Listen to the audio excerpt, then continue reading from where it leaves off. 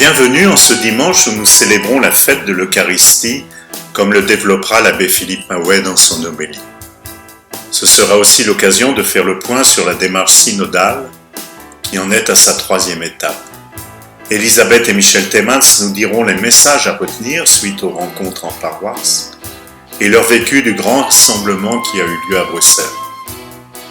Voyage ensuite en périphérie de notre paroisse pour visiter l'ancien monastère des Visitandines avec Brigitte Hayden, familière de la Visitation, André Kerton, le propriétaire des lieux qui nous présentera ses projets, Bertrand Wauquet, le bourgmestre de Krainen, Félix Mouriot et Arnaud de Radigues enfin, qui coordonnent l'accueil de réfugiés ukrainiens dans ce monastère. Bonne vidéo.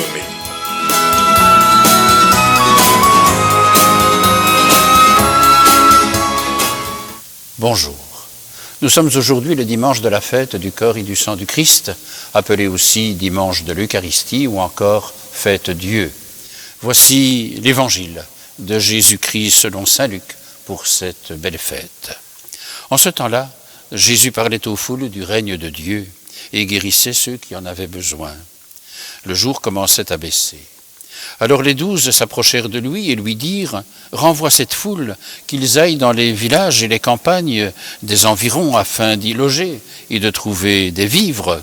Ici, nous sommes dans un endroit désert. » Mais il leur dit « Donnez-leur vous-même à manger. » Ils répondirent « Nous n'avons pas plus de 5 pains et 2 poissons, à moins peut-être d'aller nous-mêmes acheter de la nourriture pour tout ce peuple. » Il y avait environ 5000 hommes.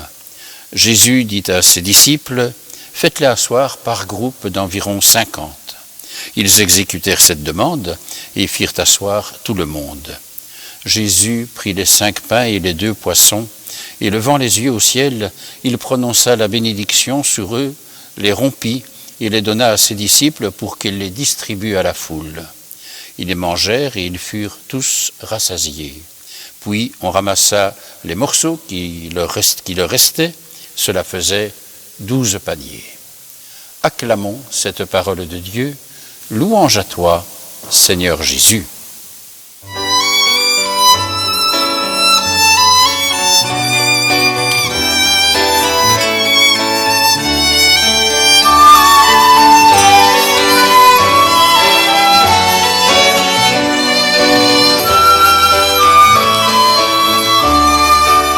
Frères et sœurs, cette belle fête du corps et du sang du Christ nous invite aussi bien sûr à redécouvrir l'Eucharistie. Et aujourd'hui, dans l'année liturgique C, c'est l'évangéliste Luc qui nous aide à le redécouvrir à travers le récit qu'il nous fait de la multiplication des pains. Alors nous clôturons aujourd'hui 3 grandes fêtes de l'amour de Dieu, bien sûr la fête de la Pentecôte avec le don de l'Esprit Saint, la fête de la Trinité avec la révélation de l'amour de Dieu, Père, Fils et Esprit Saint. Et aujourd'hui, la fête du corps et du sang du Christ est la fête donc de l'Eucharistie, là où le Seigneur se donne à nous. Alors si l'on veut retrouver le texte qui nous est proposé, on peut d'abord remarquer que Jésus, dit le texte, parle du règne de Dieu à la foule. Cela veut dire que lorsque nous célébrons l'Eucharistie, il est question du royaume de Dieu. C'est le royaume de Dieu qui à la fois s'annonce et déjà se réalise à travers, je dirais, ce don de la vie du Seigneur. Et puis le texte continue en disant que le jour commençait à baisser. Et la réaction des disciples, on peut bien comprendre d'ailleurs, est de renvoyer la foule pour qu'ils aillent acheter à manger et que la foule puisse ainsi se nourrir et être logée autre part que dans ce désert dans lequel ils sont. Mais Jésus ne le voit pas comme ça. Il demande à la foule de rester. Au fond, qu'est-ce que cela veut dire ? Eh bien, ça veut dire que l'Eucharistie, pour être célébrée, ne doit pas être un lieu de dispersion, mais de rassemblement, et à l'invitation du Christ de se rassembler. Et puis vient cette parole qui me semble très centrale dans tout le texte de l'Évangile, « Donnez-leur vous-même à manger ». C'est fort, « Donnez-leur vous-même à manger ».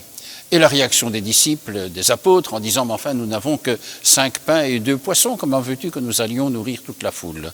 Et donc ici, il y a la redécouverte finalement que le Seigneur veut vraiment inviter ses disciples à participer à son œuvre de don, du don qui est le sien. Et à travers cela, finalement, devant un petit peu la difficulté qu'il y avait, parce que comment nourrir cette foule, le texte continue en disant que Jésus bénit les pains. Jésus bénit les poissons, il bénit. Et que veut dire bénir? Ça veut dire bien sûr dire du bien, mais ça veut dire que tout ce qui est donné, tout ce qui est offert, ce sont des dons de Dieu. C'est un peu ce qu'on appelle dans nos Eucharisties la préparation des offrandes. Et de découvrir alors à travers le pain et le vin sur l'autel qu'ils sont les signes de tout ce que Dieu nous donne. C'est le don de Dieu qui se manifeste. Et puis lorsque Jésus bénit, il y a le partage, il y a la multiplication et il y a l'abondance. Alors vous voyez, c'est un petit peu cela, célébrer l'Eucharistie, c'est redécouvrir finalement que nous recevons les dons de Dieu, que finalement aussi nous ne sommes pas propriétaires de ce qui nous est donné, nous en sommes les intendants et le Seigneur nous y invite. Alors aujourd'hui, que dire peut-être de plus précis sur cette fête de l'Eucharistie? Eh bien, de dire pour nos Eucharisties, lorsque nous les célébrons, qu'elles sont signes, annonces et déjà réalisation du royaume de Dieu. Ne coupons jamais la célébration de l'Eucharistie de la réalité du royaume de Dieu. De dire aussi que le Seigneur est celui qui nous nourrit. On sait dans l'Évangile qu'il est celui qui enseigne, qui pose des gestes, et des gestes qui sont de grands gestes de guérison et de conversion notamment. Mais Dieu est celui aussi qui, en Jésus-Christ, nous nourrit. Et ça veut dire que la nourriture étant quand même quelque chose de fondamental dans la vie de chacun, et combien d'hommes et de femmes aujourd'hui meurent de ne pas avoir cette nourriture. Mais de découvrir au plan de la nourriture spirituelle que l'Eucharistie est une question de vie ou de mort, et qu'il est donc important que nous soyons nourris de cette nourriture comme chrétiens et de le vivre. Et puis alors il y a cette parole, donnez-leur vous-même à manger. Il y a là une mission. L'Eucharistie nous renvoie à la fois pour partager le pain de l'Eucharistie, certes, mais aussi pour, lorsque nous terminons l'Eucharistie, d'aller annoncer, d'aller donner à manger à tous ceux qui sont nos frères et sœurs en humanité. Et cela peut se vivre de multiples façons. Mais redécouvrons dans un contexte un peu difficile de l'Église, parce que toutes les communautés ne savent pas célébrer l'Eucharistie comme elles le souhaiteraient dans le monde d'aujourd'hui, pas seulement dans nos régions et peut-être plus encore dans d'autres régions du monde, mais redécouvrons combien finalement il y a quelque chose d'important dans la vie chrétienne lorsque nous célébrons l'Eucharistie. Ne nous privons pas de ce cadeau du Seigneur.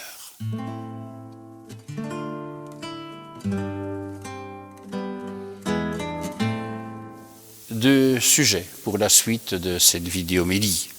D'abord le synode, en tout cas la démarche synodale à laquelle nous avons été invités, toutes les communautés chrétiennes, durant cette année pastorale. Nous irons à la réunion qui a eu lieu à la paroisse Saint-Alix, c'était le mercredi 18 mai dernier.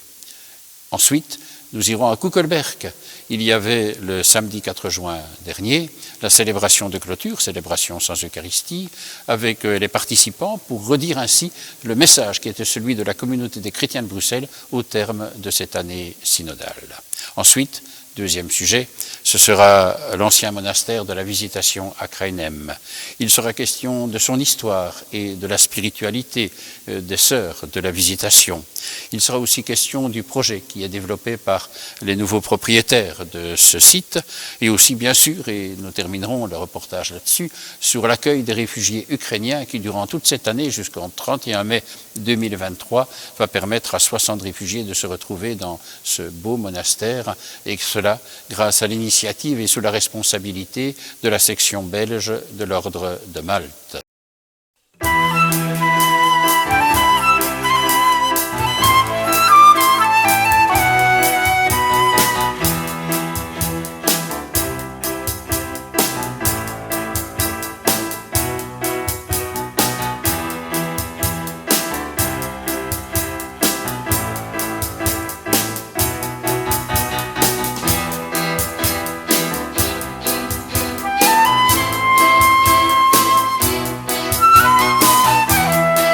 Bien voilà, nous nous retrouvons maintenant pour une troisième étape de cette démarche synodale.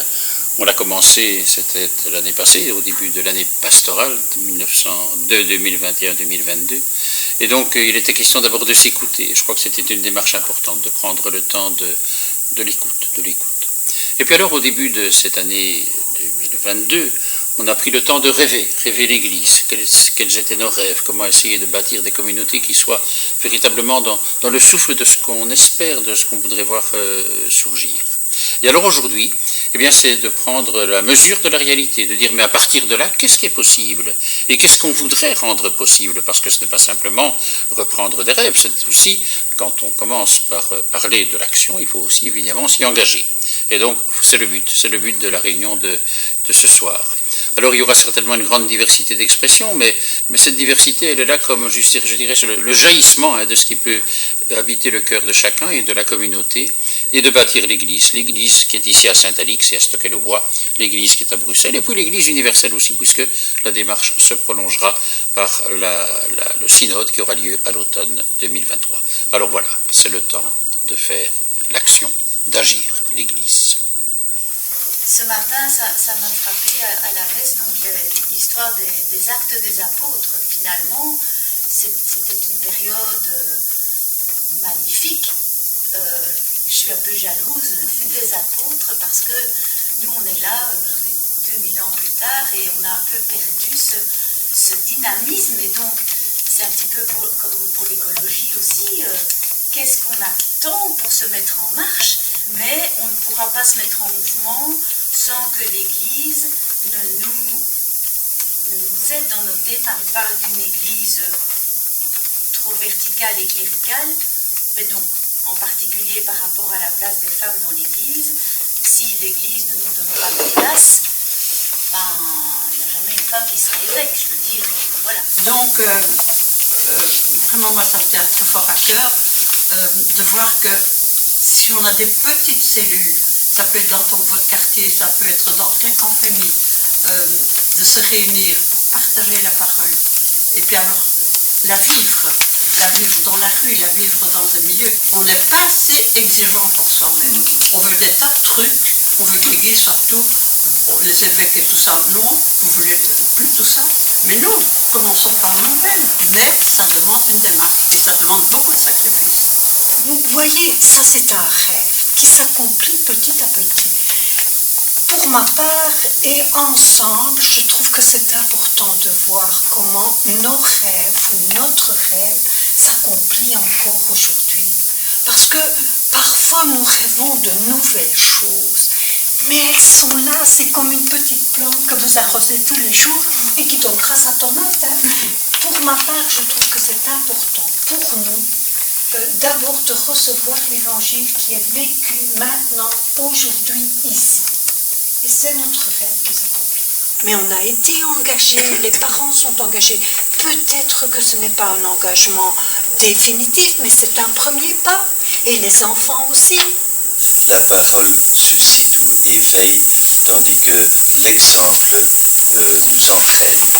Alors je crois que si nous voulons avoir une communauté agissante, il faut qu'elle soit exemplative. Est-ce qu'on ne pourrait pas aussi penser à faire une petite équipe de personnes de contact entre les trois paroisses? Parce que Stockholm-au-Bois, oui, Stockholm-au-Bois couvre trois paroisses. Saint-Alix, Saint-Paul et Notre-Dame de Stockholm. Donc je suis ici interpellée par la question numéro 6. Comment la synodalité peut-elle se vivre dans notre communauté?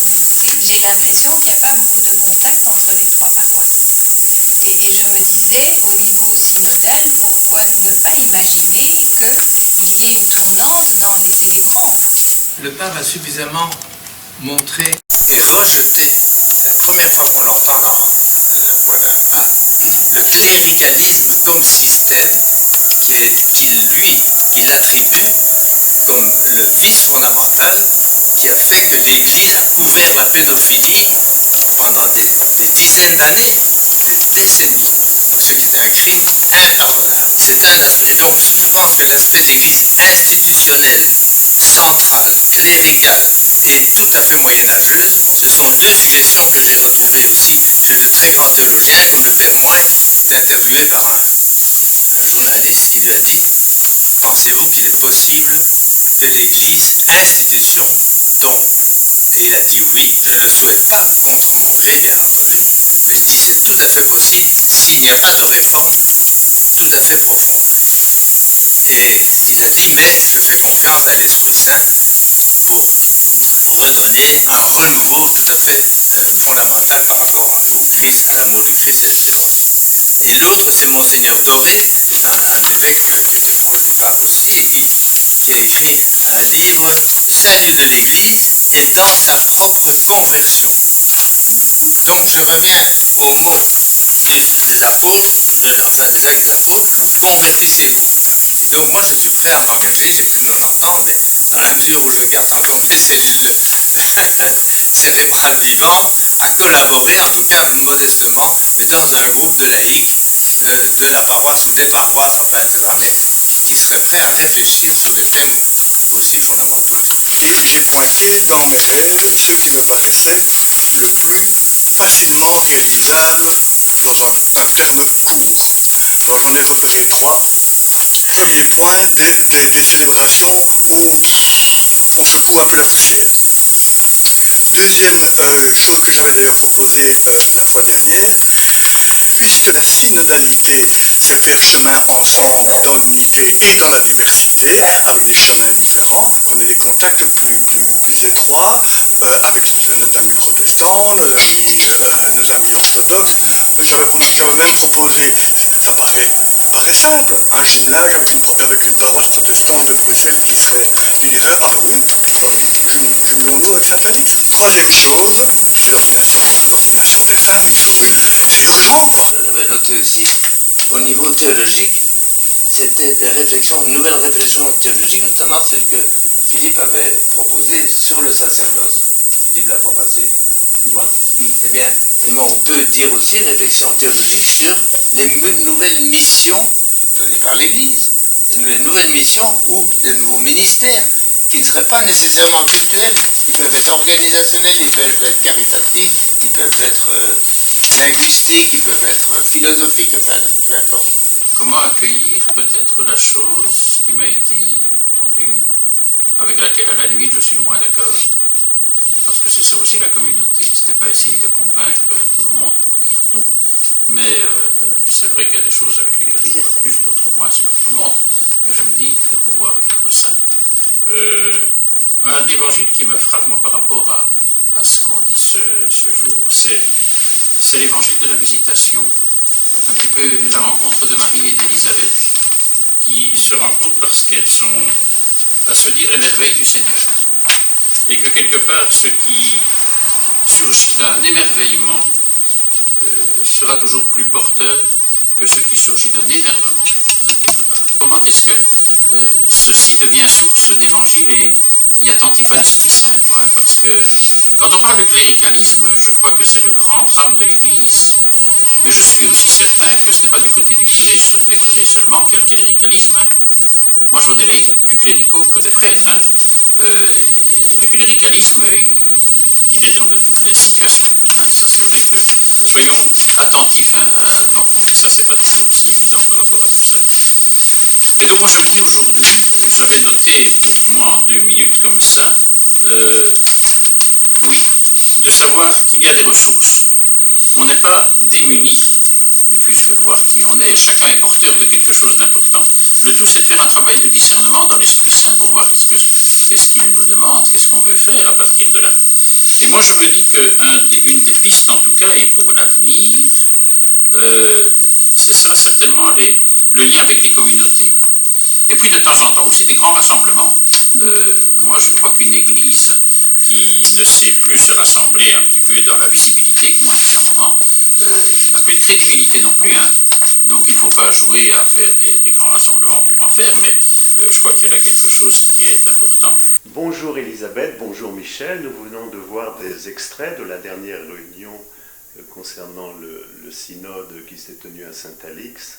Vous qui avez organisé au fond cette réunion et ces réunions, comment vous évaluez la réponse de la paroisse à cet appel du pape pour une démarche synodale? Oui, mais tout d'abord, cette démarche était assez exceptionnelle, puisque demander finalement à chaque chrétien de réfléchir sur des sujets profonds, je pense que ce n'est pas tous les jours. Et donc au sein du vicariat de Bruxelles, ça a été bien organisé, relayé, donc en 3 étapes. Et au sein de notre paroisse, je pense que les paroissiens ont bien répondu. Et donc nous avons eu des rencontres, donc 3 rencontres, qui étaient en fait finalement plus une écoute de ce que les autres avaient à dire. Et donc on a conclu chaque fois avec une synthèse qui reprenait les 7 éléments essentiels. Donc voilà, c'est aussi un travail assez compliqué de rassembler toutes les idées, d'essayer de capter l'essentiel et de le transmettre ainsi voilà, aussi au vicariat pour que ça remonte. Donc.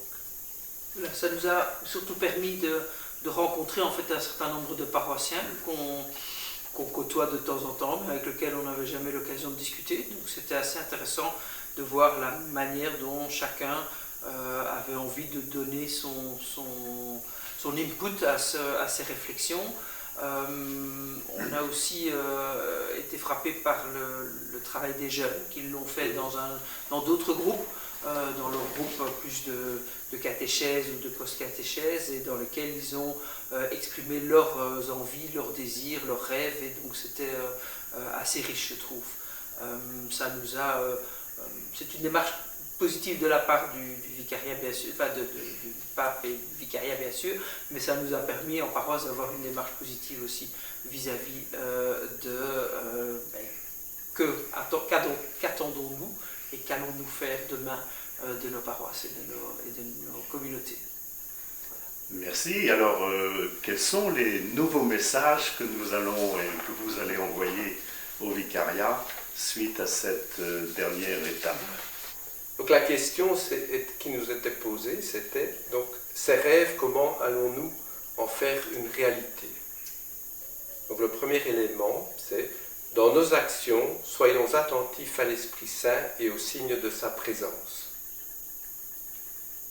Le point 2, il est important de travailler ensemble avec tous ceux qui veulent concrétiser ces rêves. Cela se fera notamment par la création de groupes de travail et de réflexion.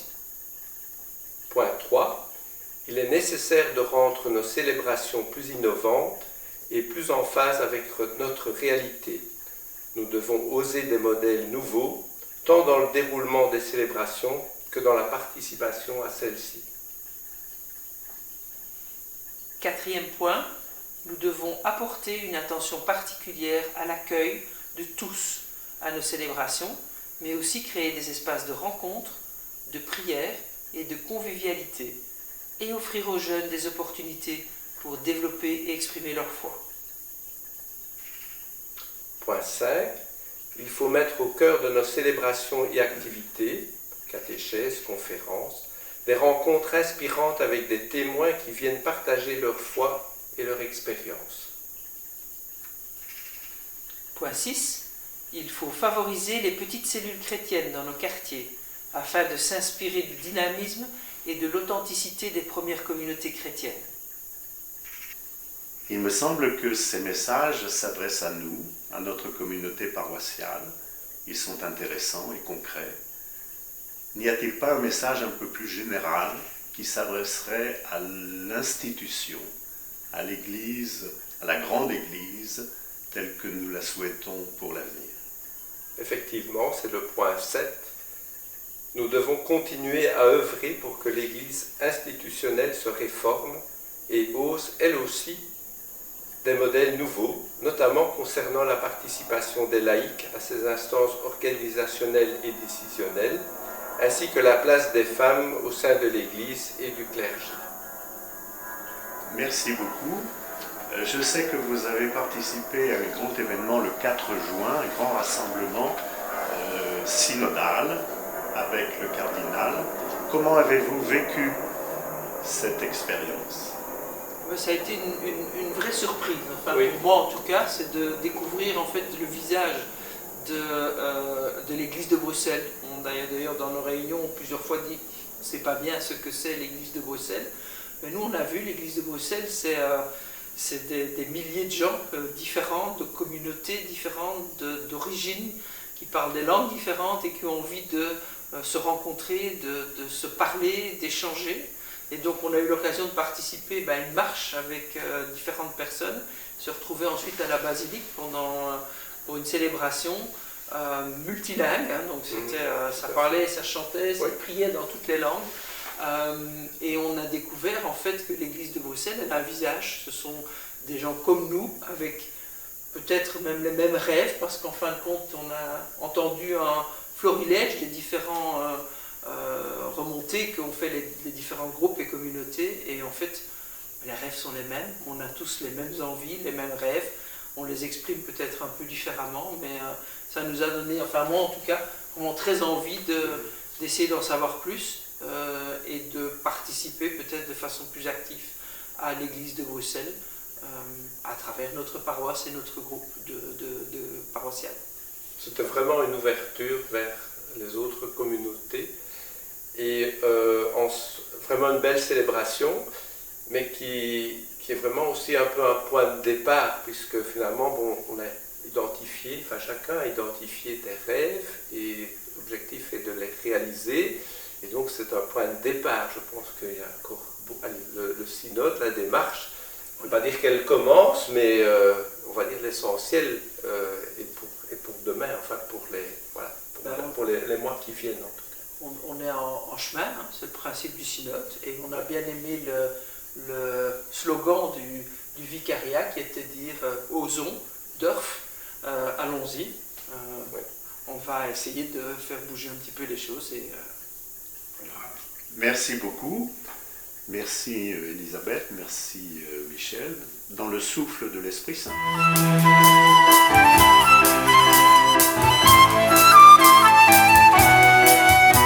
On ne fait pas l'église qu'avec des hommes, mais on ne la fera pas sans. On ne la fera pas qu'avec des femmes, mais on ne la fera pas sans. On ne fait pas l'église qu'avec des religieux, mais on ne la fera pas sans. On ne la fera pas qu'avec des familles, mais on ne la fera pas sans. Nous sommes tous des passants, nous sommes tous des passants. Et dans ce pèlerinage sur terre, soyons des passeurs de lumière. Nous sommes tous des passants, nous sommes tous des passants. Et dans ce pèlerinage sur terre, soyons des passeurs de lumière.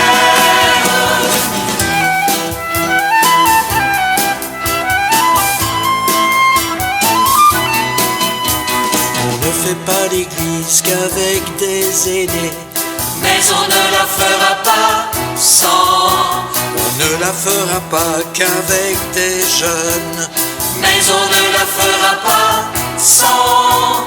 On ne fait pas l'église qu'avec des sérieux, mais on ne la fera pas sans. On ne la fera pas qu'avec des fous du roi, mais on ne la fera pas sans. Nous sommes tous des passants, nous sommes tous des passants. Et dans ce pèlerinage sur terre, soyons des passeurs de lumière. Nous sommes tous des passants, nous sommes tous des passants. Et dans ce pèlerinage sur terre, soyons des passeurs de lumière.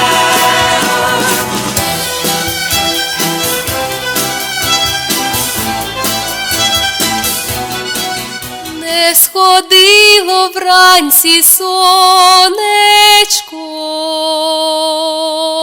хтось постукав у вікно. Bonjour. Le monastère de la Visitation à Kruinem a été durant de nombreuses années le seul monastère de la Visitation en Belgique. Compte tenu des fragilités pour raison d'âge et de santé, les religieuses ont quitté ce lieu au début de l'année 2022.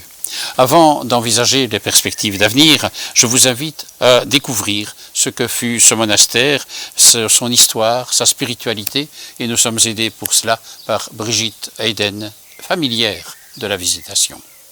L'ordre de la Visitation commence en 1604 dans une église de Dijon, par la rencontre entre deux personnes, François de Sales, venu prêcher le carême, et Jeanne-Françoise Frémiot, qui assiste. Ils ne se sont jamais vus, jamais rencontrés, et pourtant, ils se reconnaissent immédiatement. Lui, François de Sales, a 37 ans. Après des études de droit et de théologie, il est ordonné prêtre à 26 ans et nommé à 35 ans évêque de Genève en résidence à Annecy. Et il rêve, en plus de sa charge d'évêque, de fonder un ordre religieux féminin où régnerait une charité douce et humble, sans austérité. Elle, Jeanne, a été mariée par son père à 20 ans à Christophe de Rabutin, baron de Chantal, un mariage arrangé, mais qui va devenir un magnifique amour conjugal avec de nombreux enfants. Le bonheur est court. Après 9 ans, enceinte de son dernier enfant, son mari est mortellement blessé à la chasse. Elle se remet doucement et décide de se consacrer en Dieu en fondant un ordre féminin qui accepterait des femmes plus âgées, veuves, une fois les enfants élevés.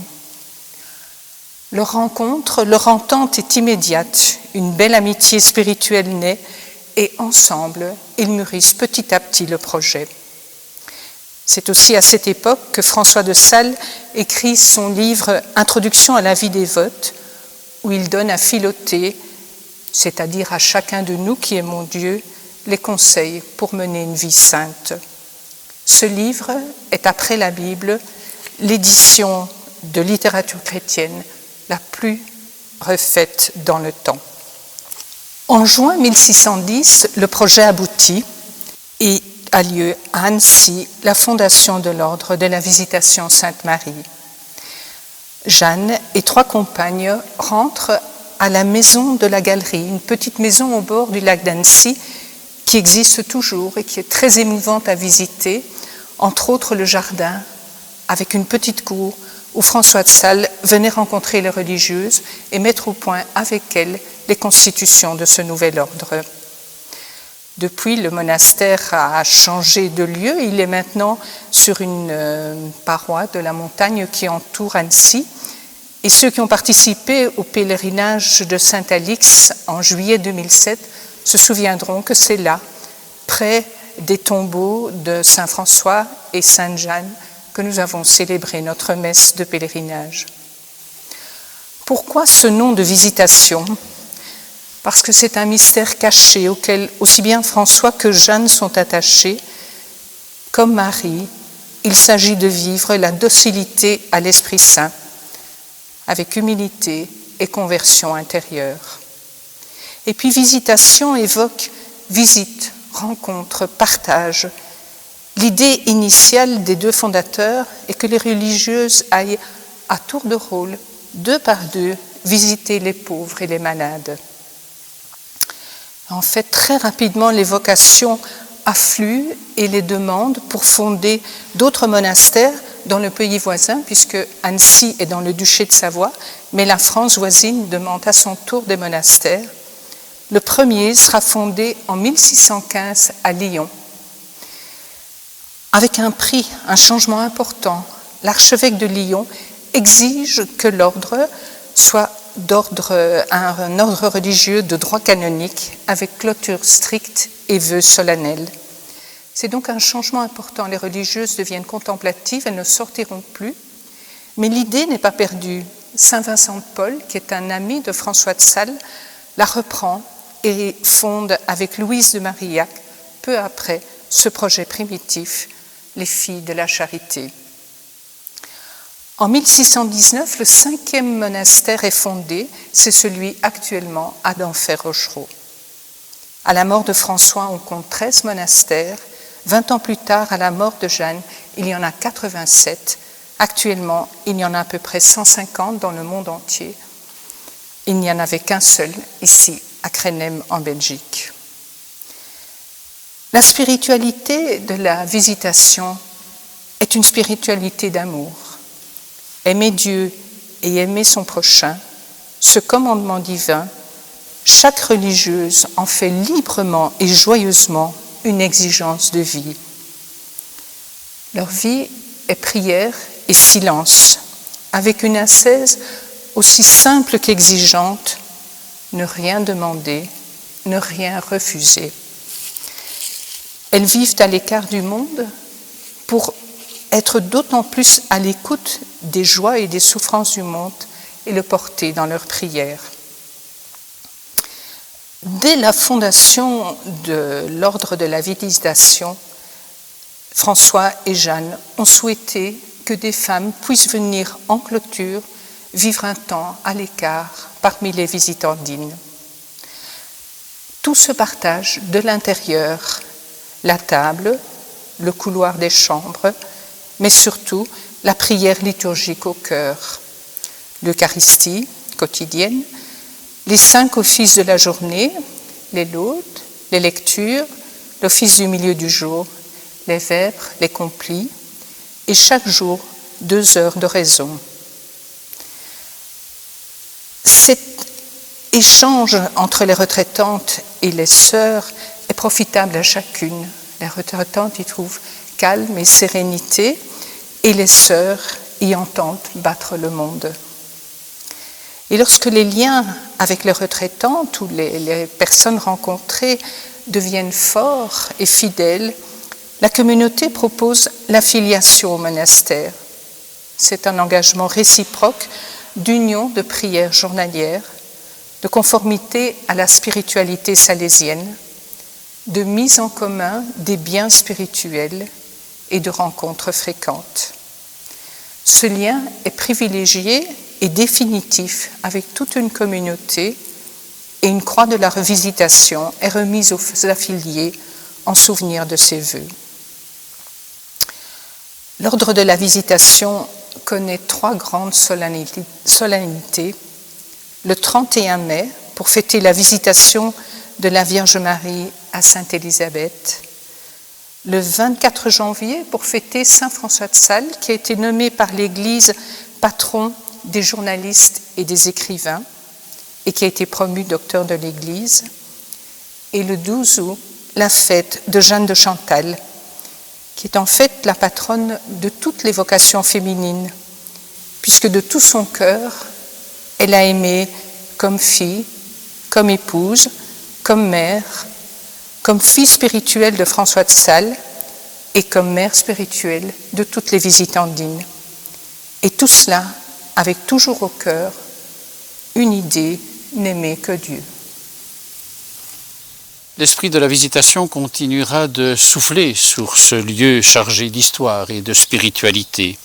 André Querton, nouveau propriétaire avec sa famille de ce lieu, veut que ce lieu reste ouvert à toutes les questions liées à l'enfance, à la parentalité. Nous l'avons rencontré. André Querton, on est ici dans le monastère de la Visitation, vous en êtes le propriétaire. Comment est-ce que tout cela s'est passé et pourquoi avoir ce projet aujourd'hui? Bien, je crois que c'est il y a 4 ans que j'ai eu l'occasion de visiter le monastère et le site extraordinaire ici à Crénem et Zaventem, et j'ai été frappé par sa beauté. Et puis, quand la communauté des sœurs a décidé de quitter ce monastère, elles m'ont demandé si je pouvais les aider. Et ma première idée a été oui, ce bâtiment est superbe, c'est une trace architecturale extraordinaire qui détermine exactement ce qu'était le début du XXe siècle. C'est construit par un architecte bénédictin, dont Bello, qui a fait une dizaine, une quinzaine, une vingtaine de bâtiments et d'édifices religieux, un peu partout dans le monde, en France, en Angleterre, au Canada, aux États-Unis, et qu'il fallait conserver ce patrimoine. Et donc mon premier mouvement est peut-être simplement du mécénat patrimonial.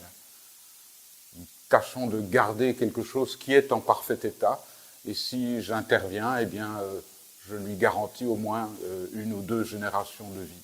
Il suffit de tout rénover à l'intérieur sur le plan électrique et tout ce genre de choses. Une fois qu'on a eu cette idée que l'on voulait le faire, on se dit, mais qu'est-ce qu'on va faire avec le bâtiment ? Et puis, on s'est simplement souvenu, nous sommes bien au monastère de la Visitation, qui proviennent des sœurs visitandines, mais tout le monde connaît l'épisode évangélique de la visite de Marie, enceinte de Jésus, qui va rendre visite à sa cousine Élisabeth, qui est enceinte de Jean-Baptiste. Or, les deux femmes comprennent ce qui se passe lorsque Jean-Baptiste fait tressaillir sa mère, et tout d'un coup, Élisabeth entonne le « Je vous salue Marie », que nous récitons toujours aujourd'hui. Et Marie répond avec le Magnificat, que nous récitons toujours aujourd'hui. Eh bien là, qu'est-ce que nous avons? Deux femmes enceintes, deux enfants qui vont naître, et donc nous avons décidé de consacrer l'ensemble de ce bâtiment à l'accueil, à l'enfant et la maternité et la parentalité.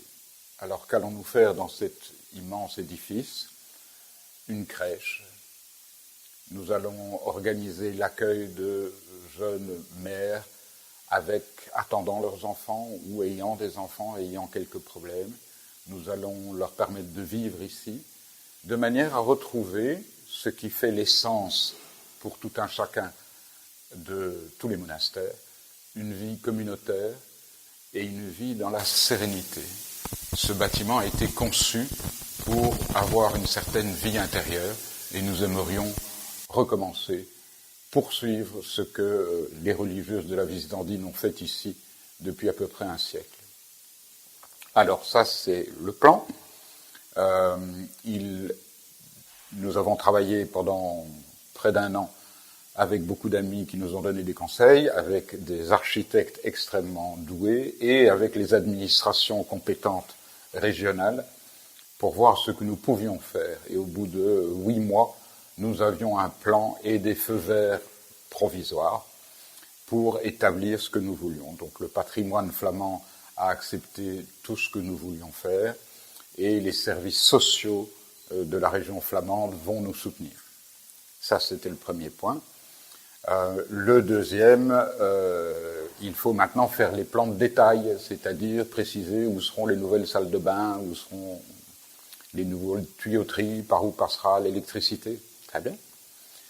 Un des points principaux est que nous ne détruisons rien dans le bâtiment. Et le deuxième point qui intéresse bien sûr le voisinage, nous ne construisons rien de nouveau dans le périmètre. Ce qui fait que ce lieu qui a été totalement protégé, et essayez de vous souvenir à quoi pouvait ressembler cette région il y a plus de 100 ans, c'était des champs, nous étions en pleine campagne, le boulevard de la Wolu n'existait pas. Donc tout d'un coup, c'est devenu un havre, une chose rarissime. Voilà dans laquelle nous allons nous orienter. Et nous devons travailler maintenant, beaucoup, pour définir les plans de détail, obtenir les autorisations des administrations, tout ce genre de choses que tous les gens qui construisent connaissent. Et nous avions 1 an pour commencer, pour introduire ces permis. Et puis on prévoyait 2 ans de travaux, donc on aurait pu inaugurer notre grand projet dans 3 ans. Et puis voilà que la crise en Ukraine arrive, les réfugiés arrivent, et un mardi vers midi quart, je reçois un coup de téléphone d'un ami de l'ordre de Malte qui dit « Est-ce que tu es prêt? Nous sommes prêts à organiser quelque chose dans ce monastère. » Et donc en 12 minutes, l'affaire était entendue, et depuis, nous courons tous comme des zozos pour que tout soit prêt et mis à disposition des Ukrainiens. Nous avons eu des tas de problèmes administratifs qu'il faut régler vite. Nous avons reçu le soutien le plus complet de l'administration communale, de l'administration régionale. Les compagnies d'assurance nous ont dit oui mais. Et puis, elles se sont aussi décarcassées pour trouver des solutions, et toutes les solutions sont trouvées. Donc voilà, c'est tout d'un coup quelque chose qui n'était pas prévu. Et je me dis qu'il va y avoir beaucoup de bruit et d'agitation dans cet endroit qui était devenu très calme parce qu'il n'y avait plus beaucoup de sœurs, parce qu'elles avaient un certain âge. On vivait ici dans le silence et tout d'un coup il va y avoir des enfants un peu partout. de l'animation réfectoire, tout ça va recommencer à vivre d'une manière remplie, j'espère, de bienveillance et de vie communautaire. Et tous ces corridors vont retrouver des déambulations de gens qui vont se rencontrer, échanger, sans doute pleurer et s'angoisser. Et j'espère que cet endroit pourra les réconforter. Et voilà. Donc ça va être occupé par ces réfugiés jusqu'en mai 2023, donc juste pendant un an, de manière à ce que nous puissions commencer les travaux l'année prochaine. Situé à proximité des cliniques universitaires Saint-Luc à Woluwe et en plein cœur d'un quartier résidentiel à Krainem, ce monastère de la Visitation a aussi bien sûr marqué l'histoire locale. Nous avons demandé à Bertrand Bouquet, le bourgmestre de Krainem, de nous dire comment sa commune accueillait ces différentes initiatives. Bonjour. Voilà, en quelques mots, je vais essayer de vous présenter le projet du cloître de la Visitation et surtout les raisons pour lesquelles c'est un projet très important pour la commune de Krainem. Alors peut-être pour situer au départ le domaine du cloître, il y a le bâtiment et puis il y a ce domaine, il est en partie sur la commune de Krainem et en partie sur la commune de Zaventem.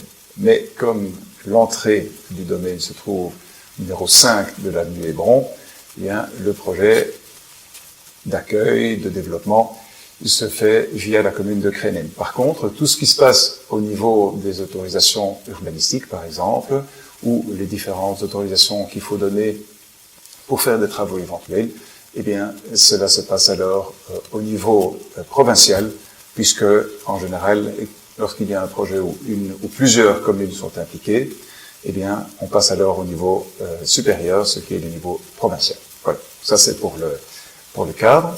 Alors, peut-être un petit rappel historique.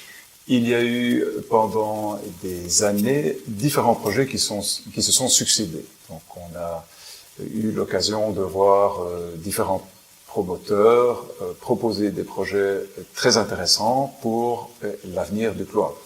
Comme vous le savez, il y avait des sœurs. En février, je pense, février 2022, il devait rester une dizaine de sœurs dans ce bâtiment. Et l'ordre de la Visitation a décidé finalement qu'elles seraient relogées ailleurs et qu'elles allaient quitter le cloître et que donc ce cloître serait vendu.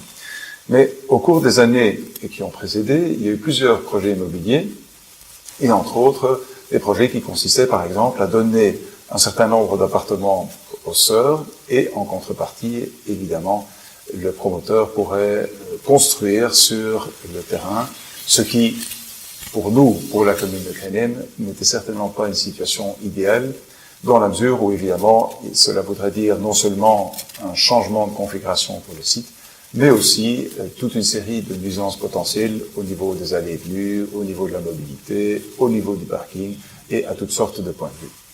Donc l'idée, c'était évidemment de garder le site le plus naturel possible dans sa configuration d'origine. Alors quand la famille Kerton a annoncé qu'elle avait racheté le site, évidemment, pour la commune, c'était un excellent projet. Alors, l'idée est d'en faire un endroit pour des jeunes mamans en difficulté, donc des dames qui sont seules, par exemple, et qui pourraient alors là trouver un refuge et une assistance. Et cette activité serait alors couplée à un certain nombre d'activités dans le domaine paramédical. Donc, nous ne sommes pas très loin de l'UCL, et donc il y a probablement toutes sortes de synergies, de choses à envisager dans cet esprit-là également. Alors ça, ce sont des travaux qui devraient commencer à l'été 2023. Et donc, cette activité, alors cette destination que souhaite donner le nouveau propriétaire ou les nouveaux propriétaires, puisqu'il s'agit de la famille de M. Kerton, les nouveaux propriétaires au cloître, ce serait probablement alors pour les années 2024, 2025, 2026, après les travaux de rénovation qui démarrent à l'été 2023. Mais entre-temps, il y a évidemment une opportunité extraordinaire de mettre cet endroit à la disposition des réfugiés ukrainiens qui sont accueillis dans la commune de Krainem. Comme vous le savez, il y a pour l'instant 120 personnes que nous accueillons chez des particuliers. Et ces personnes, évidemment, les premiers jours, les premières semaines, tout se passe très facilement, mais à un moment donné, il y a fatalement une certaine fatigue qui s'installe, pas toujours, parmi les familles d'accueil. Et puis il y a surtout l'approche des grandes vacances et le fait que les gens voudront aussi partir, éventuellement aller à l'étranger, profiter de quelques jours de vacances, et tout le monde ne va pas évidemment ou simplement donner les clés de son appartement ou de son logement aux réfugiés. Alors dans cet esprit-là, évidemment, pour nous c'est un projet fantastique, c'est une belle opportunité de mettre ce bâtiment à la disposition des réfugiés ukrainiens, puisque cela devient un hébergement plus durable et plus stable que ce que l'on pourrait avoir chez des particuliers. Alors, peut-être une dimension importante aussi, c'est qu'il ne suffit pas de mettre le bâtiment à disposition des réfugiés, pardon. Et je voudrais remercier spécialement les propriétaires de faire ce geste, mais il faut aussi s'en occuper.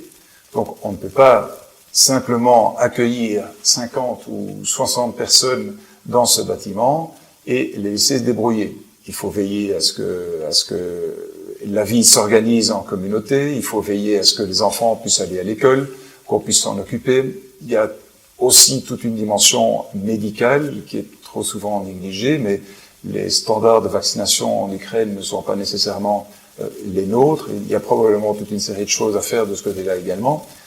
Je ne parle pas seulement du Covid, mais il y a aussi toute une série d'autres choses qui doivent rentrer en ligne de compte. Et puis, il y a aussi les repas, les douches, l'organisation, le nettoyage, l'organisation des chambres, des activités. Il y a toute une série de choses qu'il faut faire et pour lesquelles la contribution de l'Ordre de Malte, puisque c'est l'Ordre de Malte qui a été choisi pour gérer ce projet, cette contribution est absolument essentielle. Je tiens vraiment à remercier chaleureusement et l'Ordre de Malte et les propriétaires de leur contribution à ce projet. Dans un avenir tout proche, et déjà aujourd'hui, ce monastère accueille des réfugiés ukrainiens. Et cet accueil est géré par l'association belge de l'Ordre de Malte. Je vous propose de découvrir ce projet avec des responsables de cette initiative. Alors bonjour, je me présente, Félix Mouriot, mon collaborateur Arnaud Dradiguez. Nous sommes tous les deux les coordinateurs du centre qu'on ouvre ici à Kreinem. Et nous travaillons avec l'Ordre de Malte, une ASBL qui a surtout pour but principal l'aide aux plus démunis et aux réfugiés, entre autres. Donc comme vous le savez, il y a maintenant une guerre en Ukraine et nous ouvrons ce centre pour accueillir ces réfugiés qui n'ont pas de logement pour le moment ou qui ont des logements dans des familles mais qui aimeraient venir se regrouper dans un endroit où ils pourraient être tous ensemble, bien évidemment. Donc nous ouvrons ce centre avec l'Ordre de Malte et Arnaud et moi-même sommes ici pour regarder au bon fonctionnement et au bon déroulement des activités au sein du centre. Donc le centre est situé à Kreinem. Donc nous avons la chance d'avoir un hôpital juste à côté, ça on en parlera ensuite. Le monastère date de 1926, c'était les sœurs de la Visitation qui vivaient ici avant, qui occupaient le centre. Il y a énormément de chambres, on en a compté pour le moment 45, enfin il y en a 45 dans le bâtiment.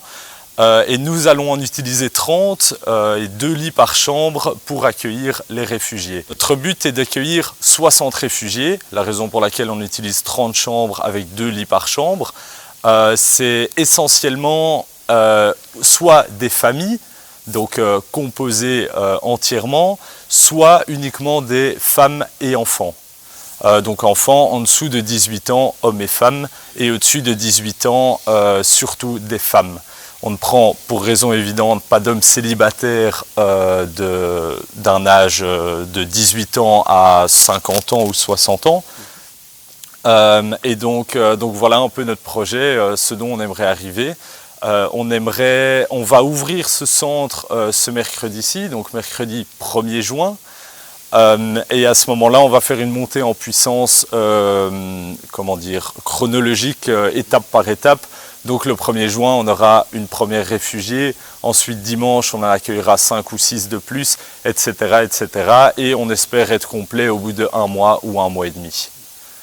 Que dire d'autre? Donc on a aménagé, cela fait maintenant 2 mois qu'on travaille ensemble pour aménager l'entièreté du bâtiment, aménager toutes les chambres, aménager le réfectoire, la cuisine, la salle de jeu, salon pour activités pour adultes, pour qu'ils puissent se poser sans avoir les enfants dans les pattes, si je puis dire.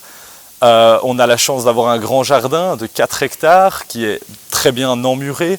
Donc pour la sécurité, c'est au top. Et que dire d'autre? Et à l'étage, donc tout ceci se trouve au rez-de-chaussée. Et à l'étage, c'est là où se trouvent toutes les chambres avec 2 salons pour que les réfugiés puissent aller là le soir pour profiter du Wi-Fi, discuter avec leur famille qui est restée en Ukraine ou chercher du travail, chercher un logement, etc. Parce que le Wi-Fi est très important pour eux. Et étant donné que c'est un vieux bâtiment, on ne sait pas l'avoir partout dans le bâtiment, donc on a fait en tout 5 salles dans lesquelles ils auront accès à un très bon Wi-Fi pour tout cela. On a aussi installé une salle IT, comme on appelle, donc où une société nous a fourni des ordinateurs. Et alors là, on a disposé 10 ordinateurs dans cette salle afin qu'ils puissent vraiment se poser là sans bruit. Et cette salle est aménagée pour travailler ou chercher du travail ou pour les enfants s'ils doivent faire des recherches pour l'école ou autre. On a aussi un grand salon télé pour le soir ou pour la journée qui est situé en bas aussi. On va peut-être recevoir une deuxième télé, faire un deuxième salon en haut. Mais voilà, tout ça pour dire que ça fait 2 mois qu'on travaille à la confection de toutes ces pièces, qu'on essaye de l'arranger au maximum pour qu'il soit le plus accueillant. Et surtout au niveau sécurité aussi, on doit tout mettre en œuvre, ce qui est sécurité incendie, etc. Parce que c'est très important, on n'accueillerait jamais des gens ici si tout n'est pas aux normes. Et voilà. Alors si ce centre a été rendu possible, c'est surtout parce qu'il est le fruit de 2 rencontres providentielles. D'une part, la rencontre entre l'Ordre de Malte et une personne privée qui a racheté ce beau bâtiment et qui a permis que l'Ordre de Malte puisse y installer un centre de réfugiés. Puis la deuxième rencontre, c'est celle du bourgmestre de la commune de Krenem, qui a tout de suite été enthousiaste par rapport au projet et qui soutient de manière très active et très concrète la constitution de ce projet. Alors une autre chose très importante, c'est évidemment le fait que l'Ordre de Malte ne fonctionne que sur base des bonnes volontés, du bénévolat, de nombreux dons, et tout ça permet d'obtenir le matériel nécessaire, le mobilier nécessaire, l'ensemble du matériel pour accueillir la petite enfance. C'est grâce à de nombreux dons et à l'intervention de nombreux bénévoles. Alors les bénévoles, ils ne sont jamais assez nombreux. Quand on pense à accueillir 60 résidents pendant une année, eh bien tous les bénévoles sont les bienvenus et on invite encore tous ceux qui ont du temps à consacrer, à venir nous aider, à encadrer ce projet, à encadrer les bénévoles, à encadrer aussi nos réfugiés ukrainiens. La vie dans le centre va se baser sur la collaboration et l'autonomie de chacun. Donc on va faire en sorte que les personnes qui viennent vivre dans le centre puissent prendre chacun des responsabilités dans la vie quotidienne du centre et petit à petit s'intégrer à la façon dont on vit en Belgique, prendre des cours de français, se mettre à la recherche d'emploi et il y aura effectivement tous les équipements nécessaires à ça. Il y aura des cours de langue au sein du centre. C'est important d'apprendre des bases avant de pouvoir se mettre à chercher un travail ou éventuellement, pour ceux qui désirent rentrer, faire des démarches pour pouvoir se réinstaller en Ukraine. Donc le projet va durer une bonne année, puisque à la fin de l'année, pour le 31 mai 2023, le bâtiment sera affecté à d'autres projets que le propriétaire a pour l'institution, qui sont des projets à finalité sociale, dont il nous parlera un peu plus tard. Vous l'aurez compris, Si ce reportage vous a ouvert à des perspectives par rapport à un service à rendre dans ce lieu qu'est l'ancien monastère de la Visitation, n'hésitez pas à prendre contact avec l'Ordre de Malte qui gère actuellement l'accueil des réfugiés ukrainiens. Il y a un urgent besoin, il y a déjà de nombreuses initiatives qui ont été prises et des personnes qui se sont engagées, mais chacun sera le bienvenu. Je vous invite à les rejoindre. Не сходило вранці сонечко, хтось постукав у віконечко. Nous voici de retour à l'église Saint-Alix pour dire d'abord merci à tous ceux qui ont réalisé ces deux reportages. Et vous aurez remarqué que ce sont deux sujets qui sont toujours en chantier. Le synode se prolonge jusqu'à l'automne de 2023 et bien sûr les initiatives et projets de l'ancien monastère de la Visitation commenceront d'abord avec l'accueil des réfugiés bien sûr et puis aussi avec la suite de tout le projet qui a été développé dans ce reportage. Nous terminons par la prière et la bénédiction. Seigneur Jésus-Christ, dans cet admirable sacrement qu'est l'Eucharistie, tu nous fais le mémorial de ta passion.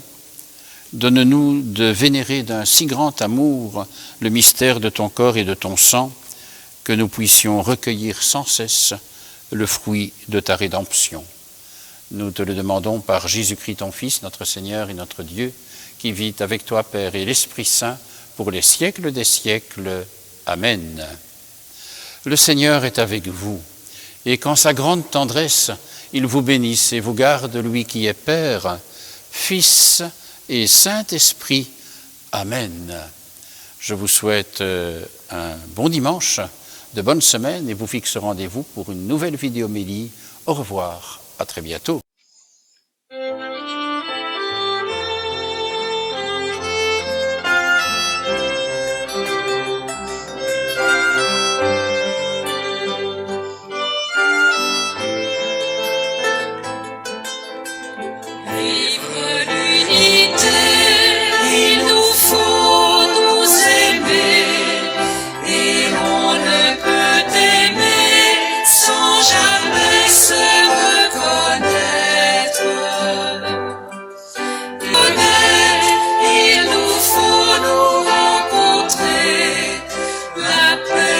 Jamais loin de l'amour du prochain.